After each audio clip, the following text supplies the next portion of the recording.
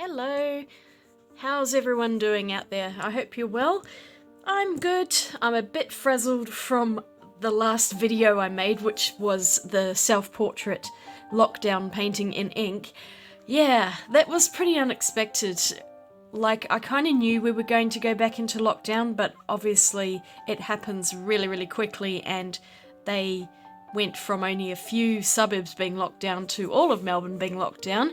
And yeah, it's just a bit of a blow. You know, we'd gotten to the point that nearly everything was back open and you could go back to cafes and restaurants and the pubs were opening, and now all of a sudden we're right back to stage 3 restrictions, where you still have your essential shops open and a lot of restaurants and cafes and things are still doing takeaway, but it's just not the same, you know. It's just being stuck at home, and you're really only supposed to go out for 4 reasons, you know, either for work or school, for exercise, for caring or medical, and for essential supplies. So I consider art supplies to be essential, to be honest, because art has been one of the few things that has just been keeping me sane this whole time. So the day before lockdown, they did give about, I think, 36 hours of warning beforehand. So I wandered down to my local art shop, which said they were going to close their doors over the lockdown, although they will still be taking online orders and will be taking pickups and things. But I just thought I'd go out and grab a few bits and pieces. Call it retail therapy, call it a little bit of just general therapy and, you know, a reaction to it, but because I totally need more art supplies. Not, but you know what it's like. I just felt like I wanted something to get me through the lockdown, really. And I also had been inspired by that idea for the ink painting, and I thought that my first thing I would get is some actual brushes like dedicated for ink, because I really didn't want to have to use my watercolor brushes. So these are the ones I've already used them in the painting, but can you see how that has got black ink through it and it's all stained, even though I did wash these out thoroughly once I'd used them? But I find that especially using inks that are like India inks, which if you left the ink on the brush it would dry and it would never come off, or shellac or something like that, you really do need to have brushes that are only for your ink and not use your good water brushes because yeah, those are expensive. So I picked up these 3. They were 3 for $9, and I got these at Spotlight, which is a local big Australian craft store, and they're actually quite nice. They're by Royal and Langnickel, and they are the Crafter's Choice ones. So they feel cheap, but the brushes themselves, the bristles are really nice, and I had no issues with any bristles coming out or anything, so they were a decent find. And this is also a Royal and Langnickel. This is a Moderna. I've just been lately getting into these dagger brushes. They're really great to paint with, and I can't believe I haven't used them sooner. So this one I got to use with ink because I do have another couple of these which are more expensive, and I'll just show you those now. These are the 2 that I got from my watercolor brush collection. They're Princeton Neptune, and I've not used the big one yet, but I used this one in the painting I did with the M. Graham watercolor paints, the gold and blue macaw. So you'll see me using it in there, and that was the first time I'd ever used this kind of a brush, and it's so awesome because you can get a really fine point or a fine line, or you can make really cool strokes, you know, sweeping strokes with it and get really great feathering and other such textures. So yeah, I'm really excited to use these more often. And I bought another pack because I really wasn't sure which brushes I wanted. I knew I wanted a big brush to paint the background, so I thought I'd grab this set because it's got a nice big flat brush and a few other flat brushes in there, and a filbert and a tiny little detail brush. So I thought these would come in handy. Whether I keep these for ink or if I put them into my watercolor brush collection, I'm not too sure yet, but they are the same as this one which I used in my ink painting. I picked up another little sketchbook. I already have one of these that I'm currently using. It's a square one. I was not able to get another square one because they'd sold out, but I thought I'd just grab a little one like this. I'm guessing it's a bit less than an A5 but bigger than an A6, somewhere in between, I think. This is a Gold Line Mixed Media Art Journal by Claire Fontaine. The paper's 180 GSM, and I've been using my other one, and I found that the paper's really nice for all sorts of media, including watercolour. It doesn't buckle too badly, and even though it buckles a bit, it does actually come back into place once it's dried. So I just thought I might grab another one of these because it was there and I impulse bought it. This is not really an art supply, but I got this in IKEA. We went there because we were doing a little bit of decorating and we needed some storage solutions, as IKEA is well known. And they had this, which is basically a stand for your mobile phone, and it's really great. Let me just sit it in the right way, like that. There we go. And I thought this would be really, really handy for the times when I can't be bothered turning on my laptop and I just want to turn my phone on to use a picture for photo reference, and it stands at a nice angle so I can see it when I'm drawing on my desk. So that was just a little thing.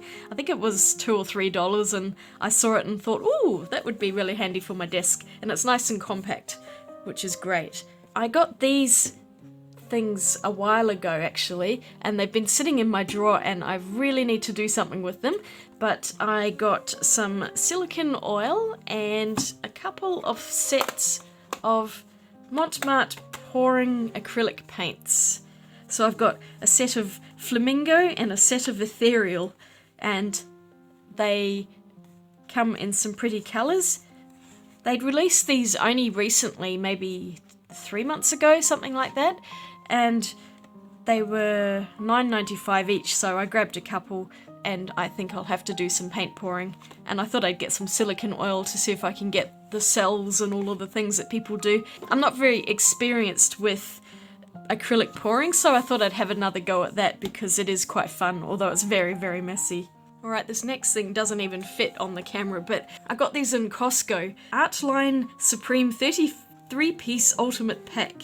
So it's got a bunch of ballpoint pens, it has some colouring pens, some fine pens. I think they might be ballpoint as well, but they might be the rollerball or fine liner. I'm not too sure about those. And down the bottom what look like, oh look, they're permanent markers, so similar to the Sharpie markers, I would say. And they come in mostly primary colours except for the green, and there's also some metallic ones. So I saw that as we were wandering around and I thought, I want it, I want some more pens, because you can never have too many ballpoint pens. Honestly, I have thousands of them and I can never find a ballpoint pen when I need to use one. But I thought I might make a piece of artwork using only this set in the future, so hopefully that will be a video that I make soon. Now these I've been wanting to get for ages, and I finally found them at the art shop. They are liquid pencil and they come in a set of tubes. I originally thought, look at that, how annoying is that? They're upside down from there. Quickly. There we go. I originally thought that they were 12 different colours, but actually it's 2 sets of 6. And these ones are permanent, so when you put them down on the paper, I'm guessing they will not re-wet once they're dry. And these ones are rewettable, and I think they come in the same colours. Yeah, they do. But I've been really curious to try these, so why don't I just quickly swatch a couple out and we'll see what they're like. Alright, this is just a piece of off-cut Fabriano hot press paper, and I very cleverly put those a bit too close to each other, but I've blogged out some of the rewettable graphite. Let's have a look and see how they work, because I have never used these before. So basically, it's supposed to be like regular graphite, only in liquid form, so you can paint with it rather than draw. I genuinely don't know how I'm going to use these yet, but I'm just so fascinated by them. So it's almost like a water-soluble pencil that's already soluble. So I'm really keen to come up with an artwork to do with this, because I think these would be really fun. And it's a really cool idea.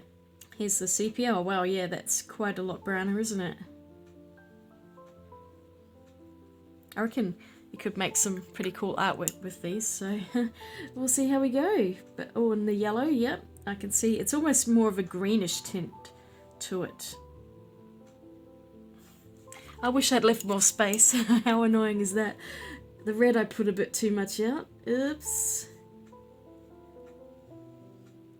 That one's quite a lot darker, like a really deep brown colour, but it's still quite grey, so yeah. It's not as red as perhaps I might have liked it to be. And the blue. The blue looks like it will be pretty good. Yeah, that's nice. I think I really like the blue, the sepia, and the grey 9. Now this is the ink I used for my lockdown self-portrait, and I thought that it would probably be a good idea to get another one because I had a feeling I was going to use a lot, and I certainly did. I'm almost right down to the bottom. I don't know if you can see that, but it's down around here, and I used probably about that much. This was an open bottle, but I hadn't used very much in it, so yeah, I got a bit crazy with that painting, and so I grabbed another one. I'm really glad I did, so that's a brand new one. But also while I was there, I couldn't help myself. This was where the naughtiness came in, if you want to call it that. I ended up buying a few more inks as well as the black. I'm like, I'll just go for the black. Yeah, right. In my collection, I already had these two, which I've had for quite a while. One is turquoise blue and the other is sanguine. I really like them. They're so beautifully transparent, and they're made with a shellac base, so they dry with this beautiful sheen. And I also had this bottle as well, which is a darker, almost like a Payne's grey. I cannot find the word grey on it, but look, there it is, grey. So I don't know why this one doesn't have a dropper, but meh, that's the same as the black. I saw this box.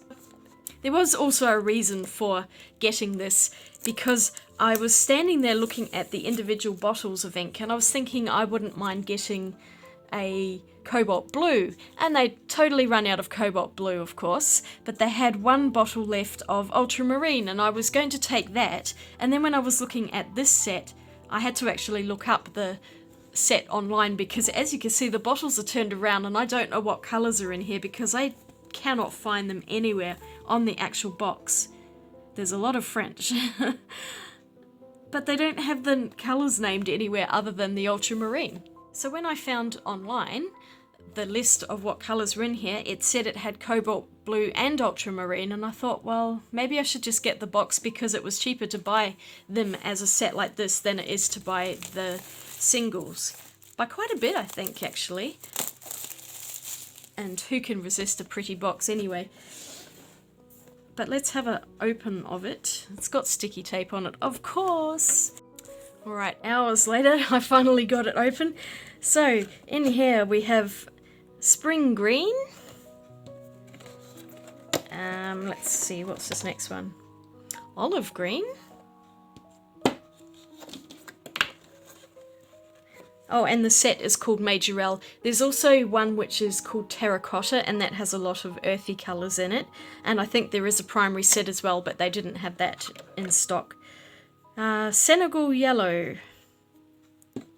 And here we go with the two blues. Now I can see the labels.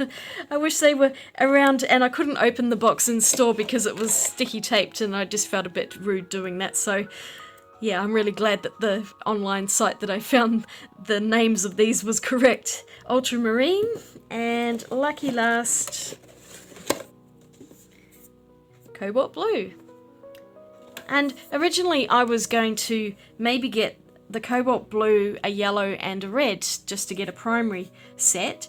So I decided I'd get this set, which doesn't have a red in it, but it does have a yellow and a blue, and I thought the greens, especially this spring green, would be really, really nice. Sorry if I keep going off camera. I think I've moved my setup a little bit and it's a bit closer than I'm expecting it. Apologies for that. But I ended up getting a couple of singles as well, and I got Scarlet so that I could get my primary trio, and I can never resist an indigo blue, so I got that one too. So yes, now I have a rather large collection of Sennelier inks. Here they all are, and the open one. So now I've got to find somewhere to put them. But I thought I'd just quickly swatch these out too, because I am so curious to see what these colours are like. I bought these sight unseen, so I'm really interested to know how bright or how colourful they're going to be, so let's have a look. Okay, I left a bit more room this time so I can actually make bigger swatches. I'll just swatch out all of the colours I have, including the ones I previously owned. But here's the black. It's just a nice black India ink, and if you watched my painting you can see that it is good to dilute it out in water as well, and once it dries they become permanent and waterproof. So yeah, best of both worlds. I love stuff that's soluble in water, but then once it dries you don't have to lift it. So that's the black, and then by comparison we have the grey. I find that the grey is a lot less particulate than the black.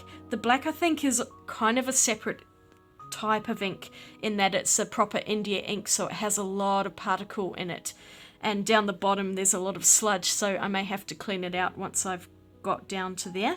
The other inks that they have are shellac based, and so they're very transparent, but they're also very shiny as well, although the India ink also dries with a shiny sheen. So I will just use a little bit of grey. Now this is a dark grey, but can you see how much bluer it is? So I reckon this is more like a Payne's grey to me. This is such a pretty shade, I really love it, and I have done some drawings and paintings a little bit with it, but I would like to rekindle my love affair of inks because I haven't been doing much this year, and clearly I'm not waiting till October to do it, so this is supposed to be World Watercolour Month, but I'm just mixing it up. I was only going to do watercolours this month, but yeah, the lockdown's just thrown me for a loop. Although my next video is one that I was originally going to have last Saturday and I've pushed out to this Saturday. That's a really big watercolour one, so look out for that. Let's take a look at the indigo. I'm just going to... oh, that's really dark and pretty blue. Oops, oopsie, that came out a bit faster than I was expecting, but never mind. I'll just get a brush which I'm putting into water and I'll just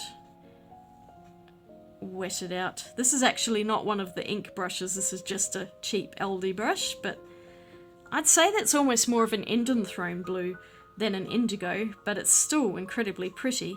And if you watched my macaw video that I did with the two new M. Graham paints, one of them is an anthraquinone blue, and it also looks really like that, so that seems to be my colour of the month, is anthraquinone blue or Indanthrone blue, but they call it indigo. I was thinking it was actually going to be this colour, so it kind of annoys me when the labels don't match the pigment that actually comes out, but whatever, I always like a dark blue, so it's not like I'm not going to use it.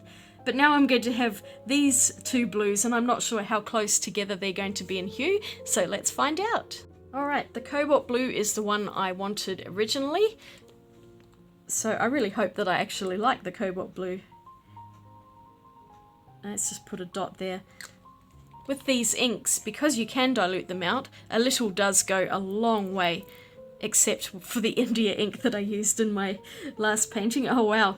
Okay, this looks like phthalo blue to me, but that's not a bad thing because I really love phthalo blue. Wow, that's stunning. That's lovely, so I could see me using this blue. That's gorgeous, I really like it. Yay! I guess cobalt, it kind of looks cobalt, I don't know. What do you think? Does it look like cobalt blue or does it look like phthalo blue? You tell me in the comments because I don't know. It's a pretty blue, that's what I'm going to say. Alright, ultramarine. A small drop of that and a little wet with the brush. Oh yes, this looks like ultramarine. That's a lovely solid blue there. So I really like all of these actually. This colour palette from the ultramarine up to the black looks amazing. I'd love to do a painting with this colour palette. I like the indigo. Now that it's drying, it actually looks more indigo than it did before. It's interesting. It's funny how sometimes when inks and watercolors change, the color shift is quite dramatic. So that seems to be the case with the indigo. And the last one I have in this line, oops, I just clinked a glass, is the turquoise blue, which I got a while ago because, you know, I like my turquoise, and this turquoise is really pretty. Oh man, I nearly dropped that onto the ultramarine then, so I got lucky. Let's paint this out.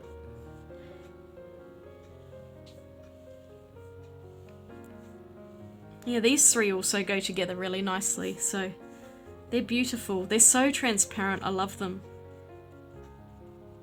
Really pretty. Alright, let's do the other colours that I have here. The Sanguine. This is the other one that I owned previously. I got it because I do quite like the deeper reddish brown colour, and also because I like the name of it, because sanguine means blood, I think. Especially if, like I say, vampire red. But yes, let's drop that out. It does look quite a lot like blood, I think, in the nicest possible way. But you can see it's quite a brownish colour, almost like a Venetian red, that sort of colour. So that's really pretty. And more almost, it's a bit redder than a sepia, but it's got that old-fashioned feel to it, which is why I quite like to have a sanguine or sepia in my palette. Oh, scarlet. I'm really excited to see scarlet because I love red, and I think scarlet was probably their brightest red. So it might be slightly on the orange side. I'm not too sure because scarlet quite often is. So I might have been wishing I'd bought carmine instead, but that's alright. I can always buy carmine later, I suppose, if I have to. But let's try the scarlet and see what that's like. This one looks super transparent. Okay, yeah, it's definitely to that more orange side of things. It's like a vermilion colour. It's really nice. I'm kind of wishing I'd bought the carmine. Now I think the carmine would have been closer to a more fire engine red. But that's alright, I can work with the scarlet. It's a pretty colour. It's very transparent, even more than some of the others. Let's try the Senegal yellow. I'm expecting this one to be really transparent too. Looking at that, it's going to be on the warmer side of things, so let's drop it out. I'll screw the lids on later. Must remind myself to do that and not let them fall over and go everywhere. Wow, that's a beautiful gold colour. I would say that's like a New Gamboge or something like that. That's gorgeous. I actually like the Senegal yellow more than I like the scarlet, funnily enough. So this is a really great set, the one that I got. I'm so glad I got it. Olive green is next.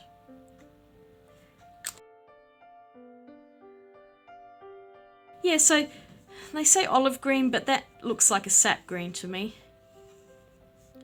Rather than olive. It looks a bit too green to be olive, but it's still really pretty, and that's a nice natural green. So yeah, that's a good one. I like that. And lucky last, spring green, which kind of looks like phthalo green to me, but we'll have a look, shall we, when we drop it out. And one drop there, and quickly brush that out. Yeah, definitely a phthalo green. It's interesting, I thought I'd prefer the spring green over the olive green, but I actually prefer the olive. Isn't that funny? Sometimes you get colours thinking that you're going to like certain ones, and then other ones surprise you with how nice they are. So I'm just going to do a little more green on that. Yeah, this one is massively transparent, like way more than that. It doesn't seem to be quite as pigmented. But that's okay. It's nice to have a collection of them. So I think those are really pretty. Oh my goodness, I nearly forgot something. I just remembered I got these as well. These I had on order and they came in a while ago, so I've had them sitting to the side. I've not really used them yet. Here we go. They're by Kurotake, and they are inks in gold mica and silver mica. And the only trouble with them, and it's the same with anything that has mica in it, as you can see how much it's split. So every time you use them, you have to mix them up with something, and it's such a pain, but they are really pretty, and I will swatch them out as well. I found a stick, there we go. So the only way, you can shake them, but I find it's just easier, and you can see just how much of a blob is in there. It's so much easier to mix it with the stick. It's like mixing house paint, you know, and you've got to stand there and mix it for about 5 hours before you can use it. And it's the same with these, because the mica is so much heavier than the liquid that holds it. But can you see that colour coming out? Alright, I think I'll just take it off the stick so as to not waste it. And I'll just pop that down here. So as you can see, that is a rather lovely gold. It's that beautiful yellow gold that I really, really love. And I'm excited to use these. I really am. I might just put a little on the black. Oh, wow, that's stunning. You can see the sheen on that. Now I'll just have to do the same with the silver, so I'll be right back. Ooh. It looks really nasty. Alright, mixing it up. I'll just pick it up off the stick again. Can't waste it. Oops, it's a bit gluggy, but they are water soluble, so you can wet them out, which is nice. And let's just put some on that black ink so we can see it a bit better. Ooh, pretty. And a quick little turn up to camera. So shiny. So that's everything I have for today, which is rather a lot now I'm actually pulling everything out and looking at it. Oh dear. So much for saving money this year. Oh my goodness me, what a nightmare. Anyway, whatever. At least I enjoy my art supplies, that's the main thing. So I hope you enjoyed this whole video. I wasn't expecting to do it, but I just had a bit of a spending spree because I just felt like I needed it, even though I probably shouldn't have, but hey, what are you gonna do? I do have another couple of things arriving in the mail, but they're coming from overseas, and heaven only knows when they're going to turn up, or if they're going to turn up. But when they do, I'll be showing those. In the meantime, I hope you all have a wonderful day. If you're in Melbourne, stay safe, and I will see you all again real soon. Swatch you later. Bye.